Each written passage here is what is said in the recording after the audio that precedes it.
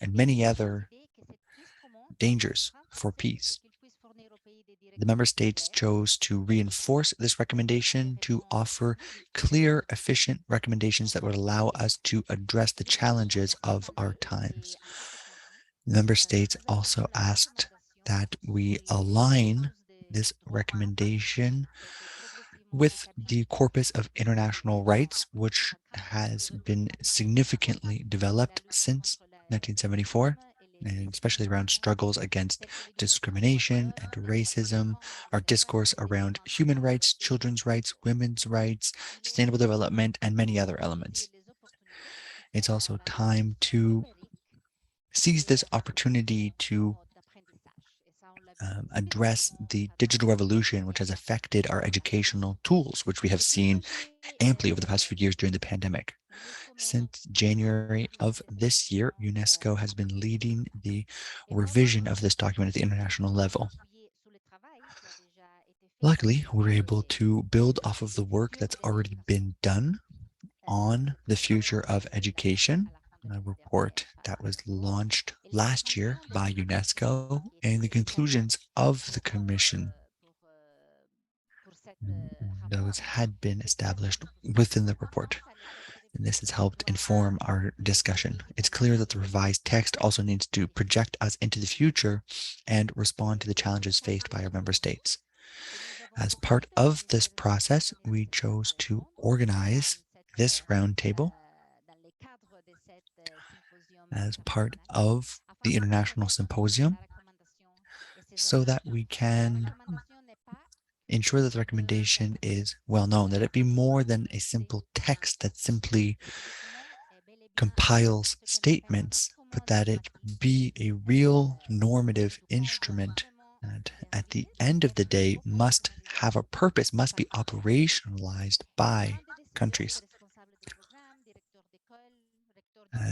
by all of the different actors involved in education, from primary to higher education. It must be a tool for transformation. It must motivate, it must guide our actions, and it must embody a hope for a better world. That's our vision of this document. Having said that, it's important to note that the recommendation exists. We must understand what it proposes as well. With all of this context in mind, we organized this roundtable to try and ensure that the recommendation is well known. And to help with that, we have around our virtual table 4 speakers who've joined us with many different backgrounds, and they will be able to discuss different ways in which this revision is significant. We'll be beginning with a presentation on the recommendation by my colleague, Lydia Ruprecht. Lydia is the individual who is coordinating the revision process, who's coordinating our secretariat for the revision. After that, I will invite Anna-Karin Johansson, the Secretary General of the Swedish National Commission for UNESCO, to explain how this instrument can serve to build a national consensus around values given in the recommendation. After that, we will have Mr. John Packer, who will be speaking. And John was the president of an international experts group who was responsible for coordinating UNESCO on the revision of this instrument. He's also a professor on conflict resolution at the law faculty at the University of Ottawa in Canada. John will be giving us his viewpoint on the possible impacts that this recommendation can have on a broader effort to build peace. Finally, we'll have the pleasure to listen to the point of view of Doris Mukali, who is a representative for UNESCO's Youth Network, who works with a high-level advisory committee.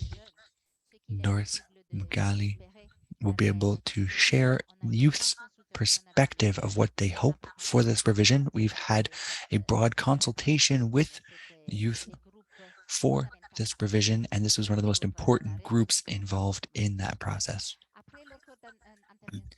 After their brief interventions, we'll have a discussion among the panelists, and then if we have time, we'd like to conclude the session with questions and comments from our audience.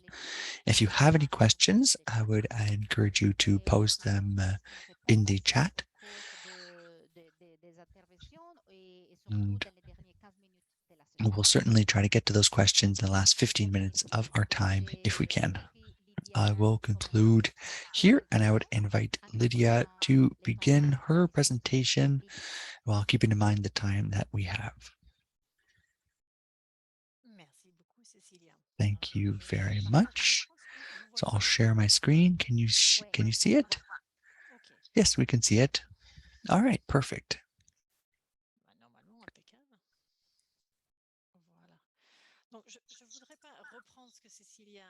I don't want to go back over what Cecilia has already said, but I want to offer a bit of context for the recommendation in order to have this discussion. From three perspectives, what is this instrument? And a little word on its legal status.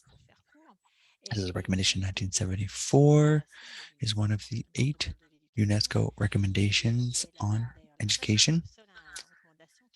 The only recommendation that specifically covers education, peace, and human rights, in contrast to a international agreement, is not ratified by the member states, and therefore it's not non-binding. It's adopted by the General Conference of UNESCO, the highest decision-making body, which is intended to inform national practices. It can have a certain legal weight, but what we might call a flexible legal instrument. It's a fairly complete document that covers many different issue areas in education in a historic perspective. As Cecilia mentioned, it was developed at a certain time during the Cold War in a period of high tensions, succeeded in bringing countries together around a set of values, which led to its quite long title in order to be able to accurately articulate the interests of all of the states involved in the discussions. And it was an ambitious document and was a precursor to many of the major changes we've experienced since the 1970s, and it's a document that still inspires many of the values that we hold in what we might call a quality education that seeks to face international challenges. I won't go into this in too much depth. I think Cecilia did a great job of giving it some context. I simply want to cover a little bit this educational scope of the document. It covers a very large field of education. Every aspect of the educational system is considered. There are a few blind spots, we might say, but we have attempted to address those through the revision process. Having said that, the recommendation touches on every field and level of education, every form of education, formal and informal, so preschool, through to technical professional education, adult education. It also talked about education for children who aren't in school. It's a document that considers education from a very holistic, interdisciplinary perspective. It was very innovative for the time. We're talking about new technologies at the time. And we were talking at that time about television and the incursions of this new technology into the social world. Now we would be more likely to talk about digital revolution, but we did include the role of technology in the educational process. So it was a precursor even in that sense. It tells a little bit of what the document is today, the revision process now. En 2021 se déroule sur 3 phases. Il y a une première phase. There was the first one, there was the preparatory work. was we did some studies, review of the current knowledge. Then we elaborated the revision strategy, but essentially it's been uh, registered by our constitution, so it was statutory. We had certain deadlines to respect, and it's about technical consultation, which we did in the second phase from January to July. That was pretty short, and ultimately we did a global survey. We did studies, evidence review, research, strategic research, and that led to recommendation. We did consultation at the regional scale, but globally, thematically with the youth, with teachers on specific topics of sustainability, on follow-up and accountability. We also created, well, the general director also created an experts panel. Mr. Becker is the president.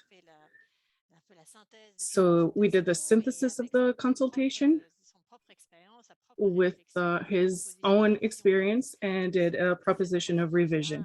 And through that process, we got to the first draft of the recommendation that was sent to member states lately in September for their written comments. So we are today in this third phase that we call the formal consultation phase with the member states, which are mainly to ask their positions in written form on this first draft.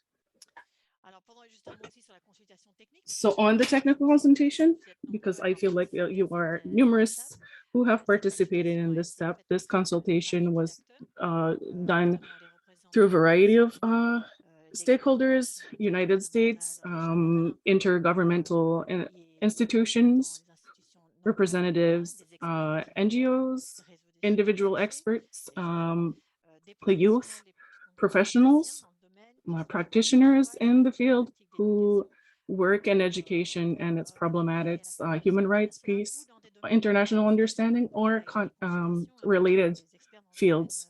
So we consulted experts in artistic education, sustainable development, health, well-being, social learning, emotional learning, promoting freedom of speech, human rights, etc.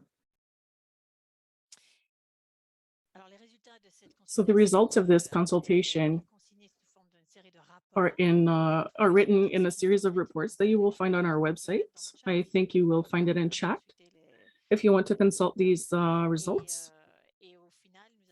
And ultimately, we were able to interact with 3,000 stakeholders from different backgrounds in about 130 countries from around the world. So what does that mean, this process?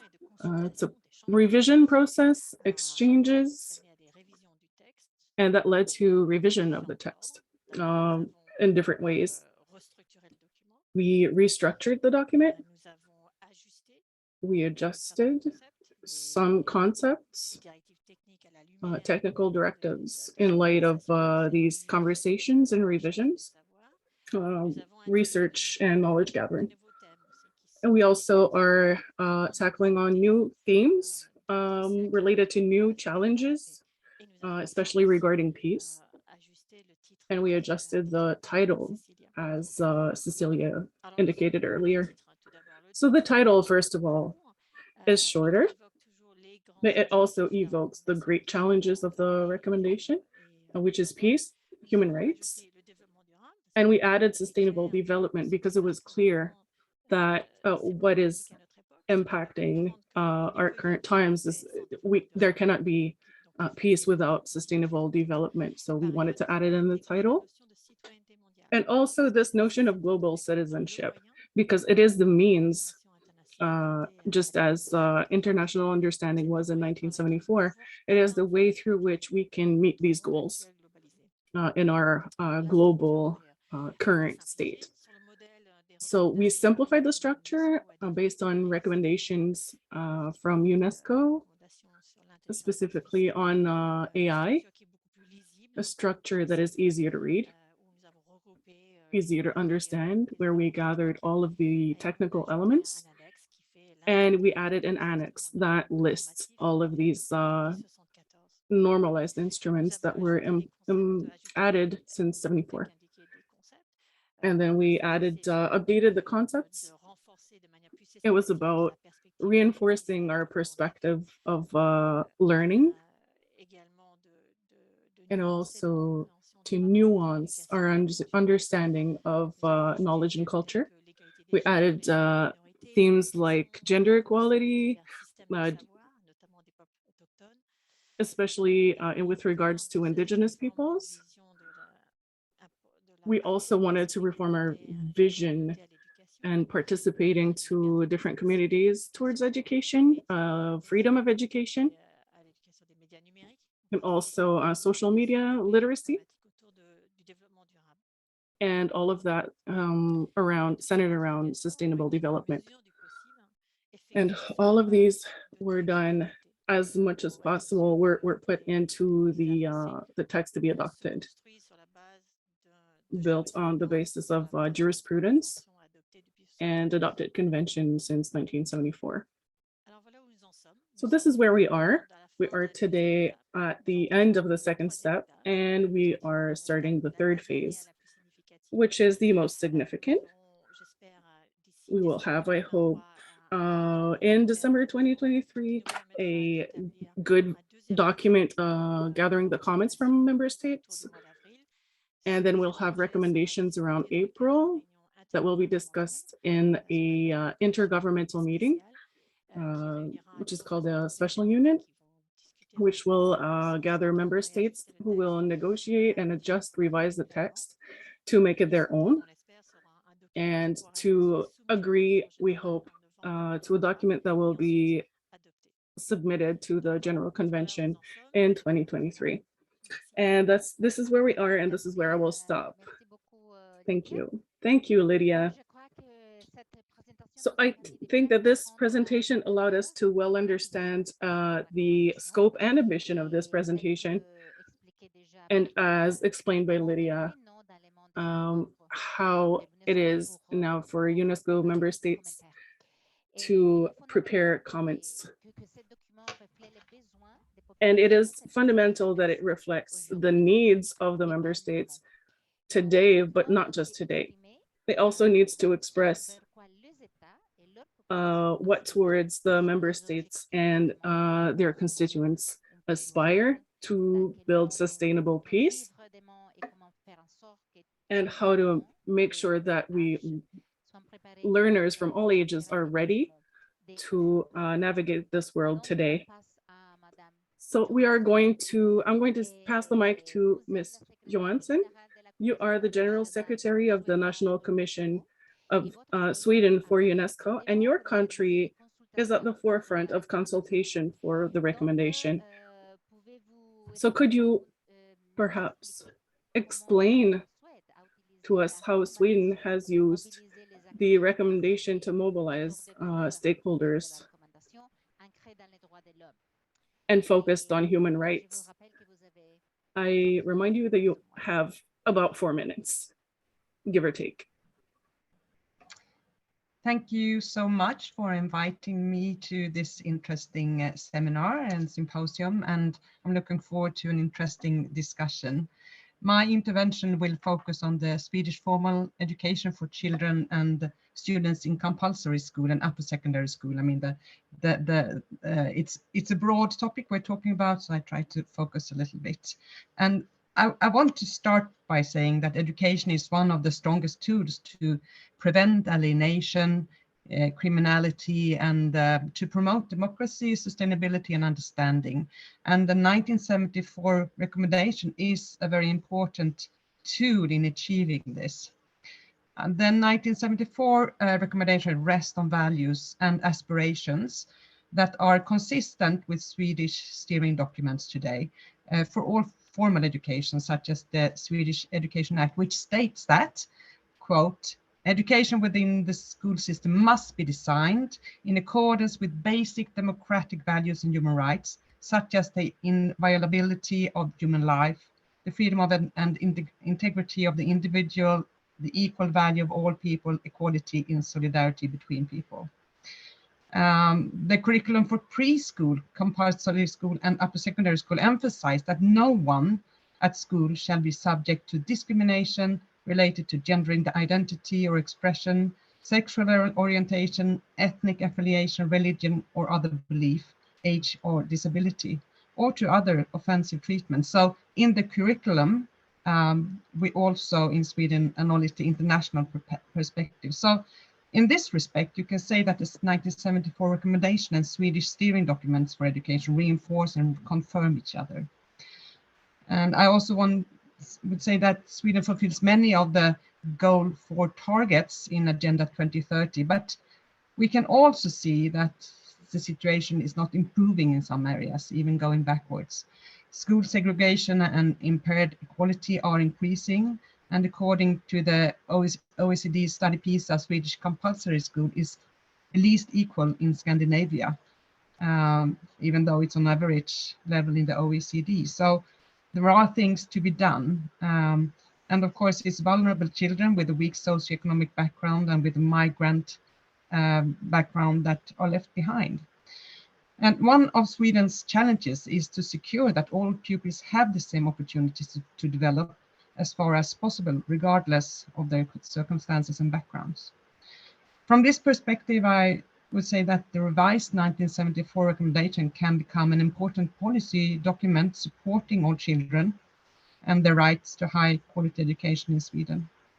The recommendation has a potential to strengthen the lifelong learning approach in the world, and through lifelong learning we gain knowledge, skills, and values needed to live, work, and adapt in the modern world. And connected to this, preschool and compulsory school must not be treated as the end of a person's learning and education. Is only the beginning of a lifelong learning journey. I think that what the recommendation also can do in Sweden is to help us strengthen a holistic perspective overall, and especially on education for sustainable development. Even if education for sustainable development is promoted in the curriculum in Sweden and supported by many teachers, organizations in Sweden, as well as the National Agency for Education, it is a difficult subject to integrate in its wholeness since it challenges the predominant discourse. And finally, I would like to talk about what you mentioned in the beginning, our national review process of the recommendation. Since we see this as a very important tool, we want it to be very well grounded in a broader Swedish context. And we have, as a starting point for that, consulted relevant stakeholders and experts in Sweden on their view on the original recommendation from 1974. And after that consultation, we feel very much assured that the recommendation is considered relevant in Sweden. Their forward-looking input are also very much aligned with the revisions made in the first draft, such as integration of ESD, digitalization, lifelong learning, new concepts of peace and progression when it comes to LGBTI, gender inequality. So that strengthens us very much in our work. And at the moment, we are waiting for comments on the first revision from experts, stakeholders, and relevant civil society sectors. And the responses will be regarded when we submit our suggested response to the government office, who has the final say on Sweden's response to UNESCO. And besides securing a robust and expert-based response to UNESCO, involving all these actors at this stage will benefit the forthcoming implementation since they are already involved and knowledgeable. And the Swedish National Commission for UNESCO is looking forward to participating in the process to revise this important recommendation and the implementation to follow. Thank you so much. Thank you, Anne-Katrina, and we also look forward to have you very actively involved when there will be the official negotiation next year. So thank you very much also for this very, I would say, instructive presentation, and for sharing this experience which of your country, which it really shows the importance of having a process that is very inclusive and participatory to advance in a way that we can really build the consensus around that. So thank you. Monsieur Packer, John. Donc, maintenant, c'est vous. Et John vous Packer, it will be your turn next. You're sort of between the world of the universities and the practices of these recommendations. You're involved in the group of experts around this revision process. And so given that this is a normative tool that is non-binding, do you feel that it can be helpful? And to what degree do you feel that these measures can help us build a durable peace at the international level? The floor is yours. Thank you very much. And thank you to the facilitator, to all of my colleagues. It's a great pleasure for me to be addressing you all today. It's an honor to be joining these other speakers. It was a very special and enriching experience to contribute to the revision of the 1974 recommendation as part of the group of independent experts. Among other honors, I had the opportunity to be elected chair of that group. And it was a pleasure to work with all of the experts involved, and of course the secretariat led by Ms. Ruprecht. I consider that it was an excellent effort, but also a remarkable group of people. We now hope that the intergovernmental process will be just as effective in the same positive spirit and with the same positive result. I was asked to share some brief remarks on the revised recommendation, especially from a perspective of, from a legal perspective. I did want to offer a brief word on the goal and objective. These remained essentially identical to the original document and in line with the goal of UNESCO and of the United Nations itself, really.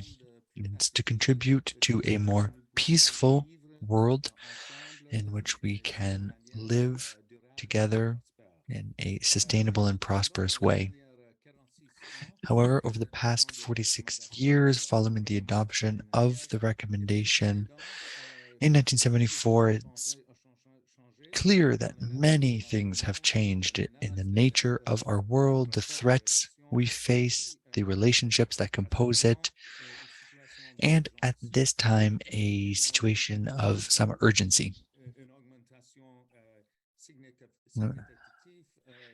Faced today with a significant increase in armed conflicts around the world of many different types, including a reapparition of interstate wars and the new uses of past weapons and involved in a much more complex and interconnected world. I am shocked today to be living through the real specter of nuclear war in Western Europe and risks around the world. The revised recommendation, I believe, is necessary to the moment we are living. Cecilia, I want to thank you for having explained already the context for this revised recommendation. I simply want to note that it's intended to help us face contemporary reality and the challenges we're facing. We hope that this revised recommendation will provide hope as it's based on a proper understanding of new technologies, new perspectives on an enlightened education at all levels for all. We hope that it can inaugurate a new era for our species and our world together. As a document, as an instrument, as has been said, the document, of course, is not a treaty. It is not legally binding in and of itself. However, this doesn't mean that it doesn't have any normative or binding characteristics. It has been elaborated and will be adopted by the UN's member states and those of UNESCO. It's organizations that are fundamentally instantiated through treaties, asserting that human rights apply to every individual and that every state must seek to realize them. And here I'm citing Article 55, they must seek to promote the well-being of all people and to cooperate to that end. This is an obligation for cooperation.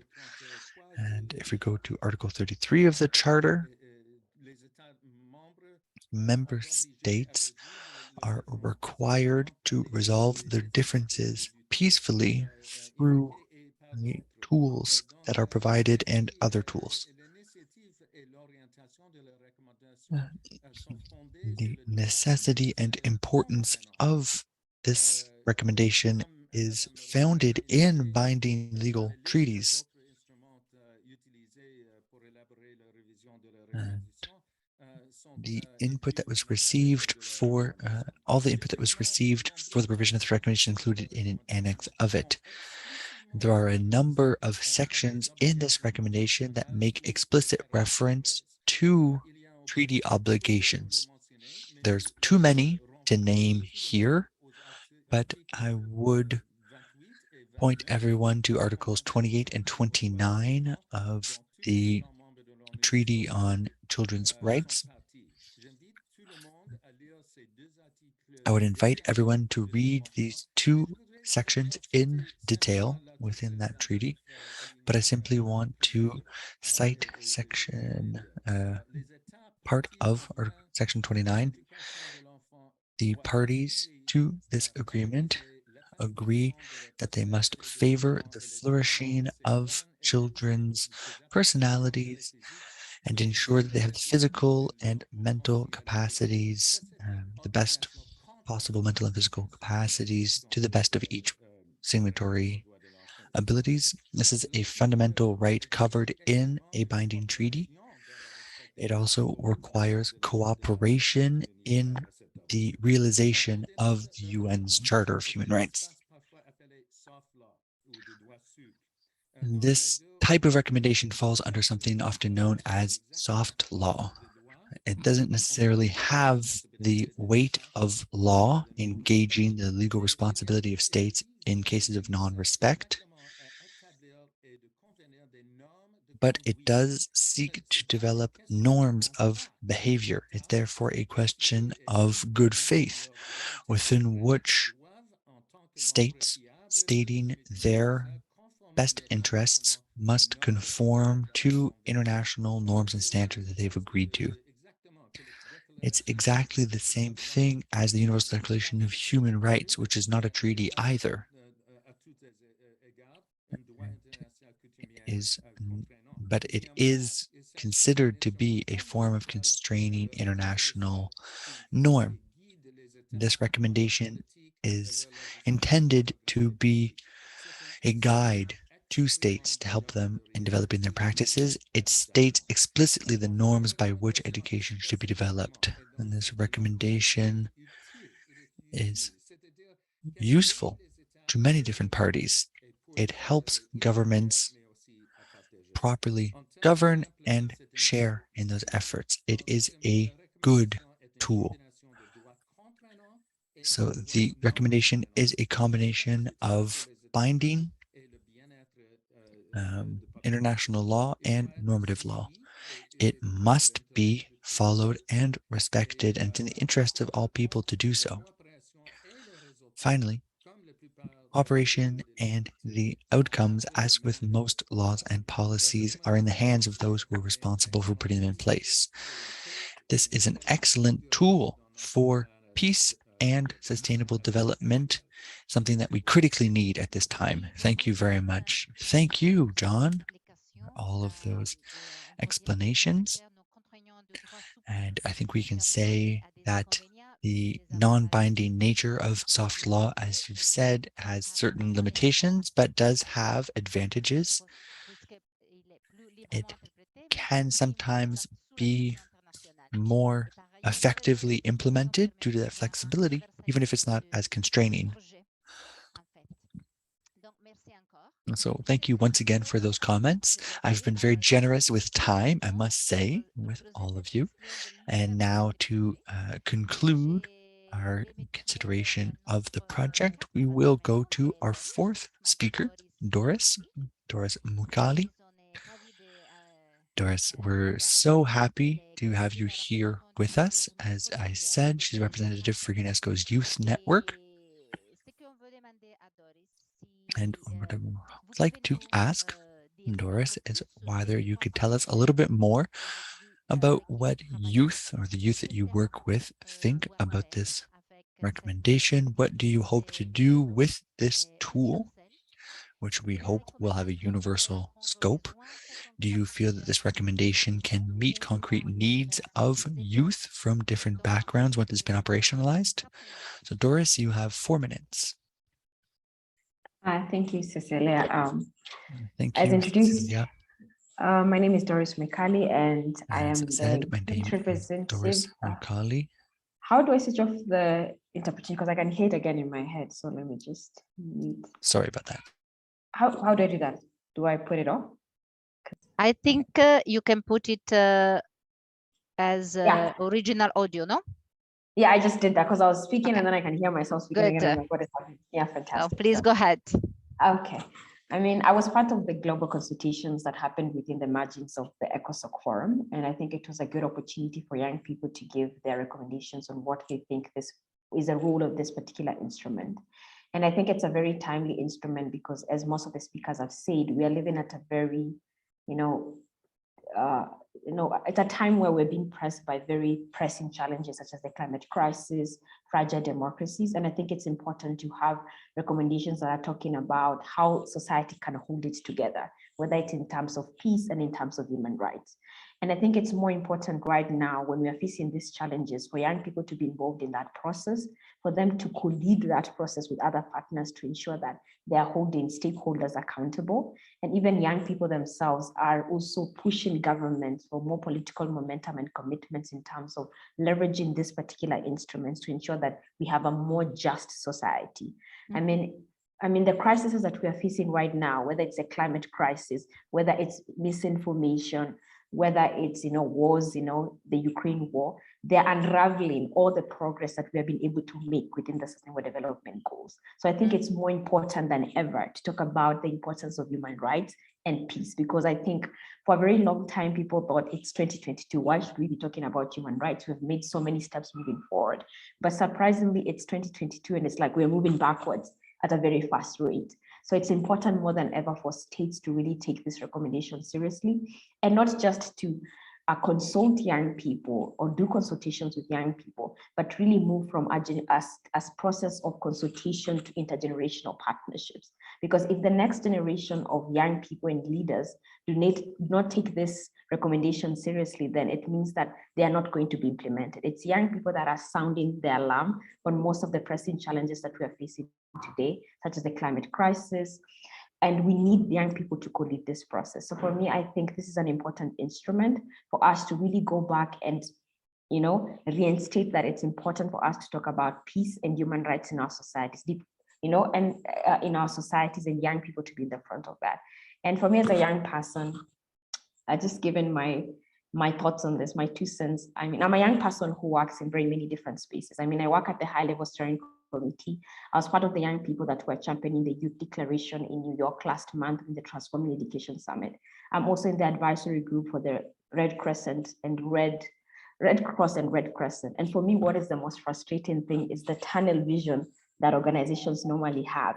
When it's human rights, they're just thinking, let's think about human rights. When it's education, they're like, let's think about education. When it's the humanitarian sector, it's like, I'm just from a call where I was talking about disaster risk reductions. And I was saying that we need to break these echo chambers. The 1974 recommendation is not just something for a group of people that are passionate about peace and human rights. It's a space that we need to bring in other stakeholders for them to see the interconnectedness of the sustainability issues that we face today. You know, for the humanitarian sector, they should be caring about these recommendations because the human rights of people that have been affected by the climate crisis are in danger, you know. For people that are working to transform education, learners, and when you're talking about lifelong learning, is education that should be provided to everybody to ensure that everybody is equipped, to ensure that we are creating societies where everybody is, you know, a free human being and nobody's left behind. You know, and we're creating a society that is equal and just. So for me, one of my key points in terms of this recommendation is that don't just involve young people and even young people that are left behind, like young people with disabilities and refugees, but also let's not speak in echo chambers. Let this 1974 recommendation be co-led and co-owned by every particular sector, whether it's a humanitarian sector that I work with the Red Cross, whether it's, you know, people working in ICT, you know, everybody within the SDG structure and framework should care about this recommendation. So I think we shouldn't, you know, have a tunnel vision and just champion and speak amongst ourselves and say we have done a great job, but, you know, share this recommendation widely with other people, ensure that they're also part of the process so that we can really champion localization and implementation of this particular recommendation in different countries. So those are my 2 cents. I hope I didn't speak too fast for the interpreters. I really do. I've been accused of no, thank you very much, Doris, for this, for your, for sharing your thoughts. Et en fait, c'est très important que nous donnions la parole aux Actually, jeunes. it's really important that we give, we pass the mic on to the youth. It was important for me to hear from you and their fundamental stakeholders in the meeting of these targets. So now we've kind of gone around the table. I don't see any questions in chat. So I am myself going to ask some questions to you. And if you would allow me, John and Anne-Catherine, I'm going to start with Doris to yet again give the mic to the youth. So I would like to ask Doris, you've spoken to the significance to not work in echo chambers, completely disconnected from one topic to another, and you've spoken to the roles of the youth. What do you think, how can the youth play a concrete role in transforming education and how to bring this recommendation further? You've worked in New York. We've made compromises, but concretely, how do you see the role of the youth in furthering this recommendation? How can they implement that to effectively realize that educational transformation? You know, is there like a compromise to be made, or how can it be implemented? 2 minutes. Oh, fantastic. I think how you can involve young people is not creating a space where young people are being told, okay, come up with innovative ideas on how you can implement the 1974 recommendation. I think how you can involve young people is creating synergies between young people and countries in terms of the implementational process of that recommendation. So I think it's the states that are continuously working on these negotiations and trying to see how they can implement this in their specific context, bringing young people as part of their delegations, speaking to young people that are working in grassroots, you know, grassroots projects within their countries to speak to them on how best they think would be their contribution, either innovative ways to implement it in the local context, or even how young people can be peer educators within their communities and in their countries to really state what is the importance of this particular instrument. So for me, I think it shouldn't be something separate that young people are doing. I mean, we're talking about co-ownership, we're talking about intergenerational partnerships. So I think as we move to the next stage of negotiations with states, young people should be central to that process, because if you do that separately and then say, oh, young people, what do you think? It's not going to work, you know? They need to be involved. It needs to be an integrated approach. Young people working with other stakeholders to ensure that there's a context-driven implementation of the 1974 recommendation. So those are my thoughts in terms of how young people can leverage this particular recommendation. Thank you very much, and we'll make treasure of this suggestion, Doris. Okay. Bon, je voudrais retourner alors à Anne-Karine. I would like to get back to Anne-Karine with another question. Anne-Karine,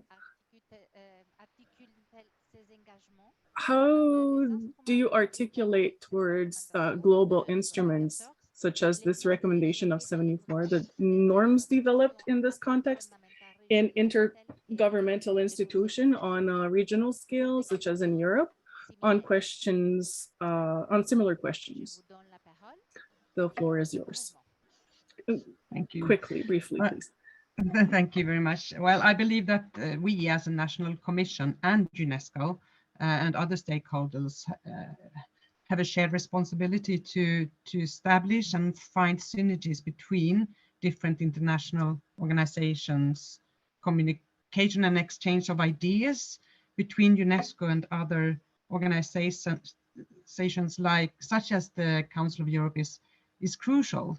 And sometimes we can see that they're kind of contradicting and a little bit tearing apart different sectors. And there, I think a very, very good communication is important. And our role and responsibility as a national commission is to be a bridge between UNESCO and relevant institutions, stakeholders, policy makers, the civil society, the research community, and other key actors, both nationally and international. And that is what we try to do also through these interventions that we have started. And we are at the same time connected to the Ministry of Education and Research in Sweden, and have a close cooperation with many other ministries in Sweden. And we give advice to the government, and in that way we can become a kind of both a mediator and a connector between different actors. And I think that is something that we can help with. Thank you. Thank you very much, Anna. We know there is a forthcoming big meeting in Dublin with the Council of Europe for this adoption of this new declaration, and we really count also on you all actually to utilize, let's say, this work on the recommendation to take that forward. Donc, j'ai une dernière question. So I have a last question because I can see that time is running out. So I would like to go back to John. Just on timekeeping. Since we started a bit late, could we please have 5 minutes more? Yes, of course. So John, in your experience, how does education can participate in conflict resolution efforts in terms of peace? Education is going to play an important role, I think, in the new agenda for peace that we hope to see flourish in future summits and in a year and a half. So how can we utilize education on peace efforts? Thank you so much for the question. In my experience, education is always present in a significant role in many ways. Firstly, you've indicated when it comes to the revision of the recommendation, there's this question of adhesion to help everyone enlighten, shed light on some threats, some positioning in the world, the others, ourselves, and all of these ideas in the current world. So this question of collaboration, in the recommendation, we've added a very significant concept in this universal aspect. That's a notion, but secondly, it's important in a technical way to resolve conflicts.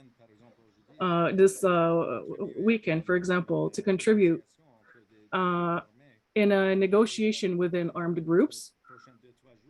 And, in the next 2-3 days, we're going to contribute educational sessions, formal, to learn, for example, some application of standards, but in an educational environment, to be together, to discover things together and all that. For example, analysis is important, solutions, options. It's always an emitter. How can we follow a different course to live together, for example? So that's a particular thing. But generally speaking, there's a significant importance for education for a durable peace, sustainable peace, governmental systems to respond to interaction between people in a world that's getting more and more complex, to ensure the well-being of everyone, ensure safety and certainty where everyone can find confidence in the future.